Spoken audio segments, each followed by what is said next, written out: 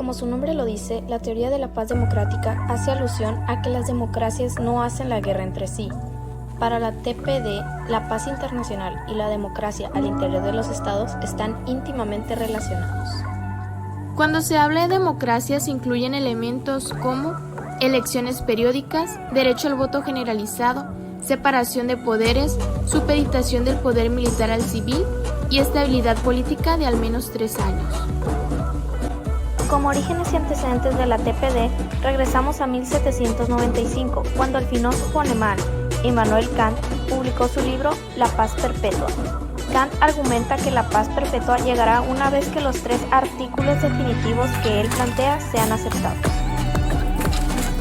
El primer artículo establece que la constitución de los estados sea republicana. El segundo, que las repúblicas se constituyan en una especie de federación pacífica. Y el tercero, que a nivel internacional opere el derecho cosmopolita, el cual se limitará a condiciones de hospitalidad universal. Se pueden resaltar 2 puntos importantes del pensamiento kantiano. Primera, los gobiernos democráticos crean vínculos económicos, políticos, sociales e incluso legales entre ellos y tienden a sospechar de actuar internacional de los estados no democráticos. Segundo, los beneficios de la Federación Pacífica ejercen un efecto de presión en los estados no miembros para reunirse en ella. Podemos ubicar la fuente de paz democrática no solo en el elemento interno, sino también en el sistemático.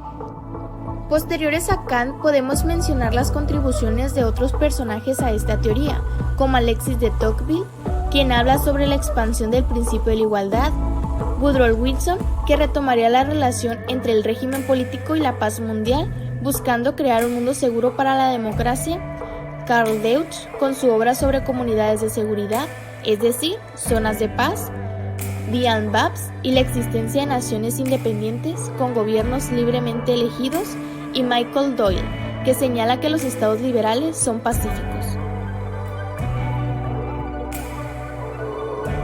En 1926 fue nombrado embajador de los Estados Unidos en México Dwight Morrow, de 1927 a 1930.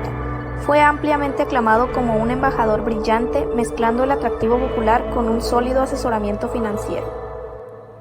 Como embajador de los Estados Unidos en México, Morrow fue instrumental en traer ayuda del Departamento de Estado de los Estados Unidos en forma de armamentos y aviones para ayudar al gobierno antiiglesia del presidente mexicano Plutarco Elías Calles, que ayudó a poner fin a la Guerra Cristera de 1926 a 1929. Morrow logró llevar negociaciones a buen puerto con su política del ham and eggs, porque se reunía con frecuencia a desayunar con el presidente mexicano. Incluso acompañó a Calles a visitar las obras de irrigación a las que el gobierno revolucionario estaba construyendo. Con ello logró ganarse la buena voluntad del presidente Calles, lo que suavizó las relaciones entre ellos. La proximidad fue tal que para muchos Morrow fue el principal consejero del gobierno de Calles. Los dos discutían una serie de temas, desde el levantamiento religioso hasta el petróleo y el riego. También le correspondió atender los problemas con la deuda mexicana. Morrow fue menos duro con el gobierno mexicano porque consideró que resultaba contraproducente exigir el pago si no había capacidad para hacerlo. Lo que había que hacer era aumentar la capacidad de pago de la deuda. Gracias a esta diplomacia y a las negociaciones que se vinieron a continuación para resolver el conflicto, Morrow solicitó a Calles que obtuviera de la Suprema Corte de Justicia un dictamen que le permitía reformar la ley petrolera. Debían tomarse varias medidas, entre ellas restablecer el funcionamiento normal de la economía y reducir drásticamente los gastos.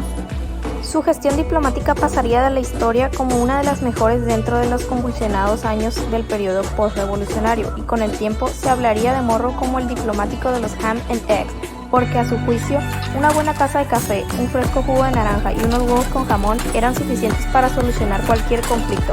Estos desayunos llegaban a producir conversaciones de hasta 4 horas.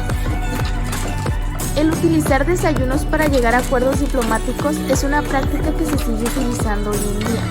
Tal vez ya no específicamente comer huevos con jamón, pero sin duda esta diplomacia mostró que con un simple desayuno se pueden llegar a acuerdos muy importantes. De igual forma, ha inspirado a otros países a aplicar este tipo de encuentros. Por ejemplo, en una gira por el continente asiático, el primer ministro de Japón, Shinzo Abe, recibió a Trump con una hamburguesa hecha de carne americana importada. Además, lo llevaron a comer un teppanyaki, platillo en el que los estadounidenses están familiarizados gracias a las cadenas de restaurante con planchas tipo teppan.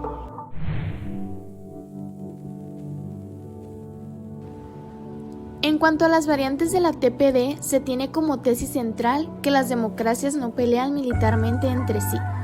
A continuación, se encuentran 5 de sus clasificaciones. Monádica. Las democracias son simplemente pacíficas, relacionado con ambos países, los cuales son considerados países democráticos. El relativo pacifismo de las democracias se limita a las relaciones entre ellas. Diádica. Las democracias no pelean entre sí. Son los vínculos que unen a los países con este tipo de régimen lo que explica la paz entre ellos.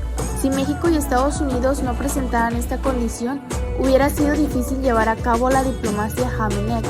Los individuos que viven en regímenes democráticos tienden a apoyar menos los ataques militares contra otros regímenes democráticos.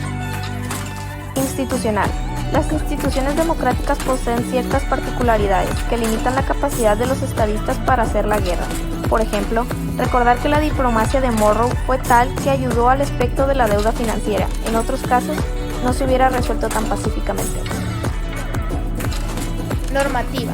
Las normas sociales que operan las sociedades democráticas hacen menos posible que éstas recurran a la guerra, puesto que la cooperación y el acomodamiento son consecuenciales de la teoría y práctica democrática que opera en estos países. El inicio de hostilidades hacia otros países es menos probable que en sociedades en donde dichas normas moderadoras no operen en contra de un conflicto. Constructivista. La paz democrática es socialmente construida en el ámbito internacional. La cultura importa porque es en medio de las pautas sociales que los estados democráticos forman y comparten los vínculos afectivos o pacíficos entre ellos, vínculos que tienen lugar en el sistema internacional. En este caso, la cultura mexicana que acogió al embajador, incluso unos simples huevos con jamón, resolvieron conflictos.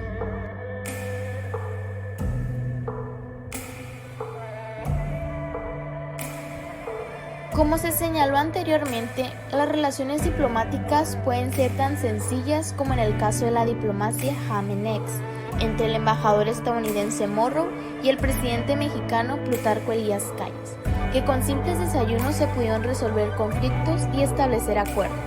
Todo gracias a que en estos países existe una paz democrática. Sin embargo, podemos tener un contraste entre los fracasos diplomáticos de Estados Unidos y Corea del Norte. Aunque no ha estallado un conflicto militar, han existido muchos roces entre ambos gobiernos, o también el muy reciente conflicto entre Palestina e Israel, donde los lazos pacíficos entre sus representantes han sido muy pocos.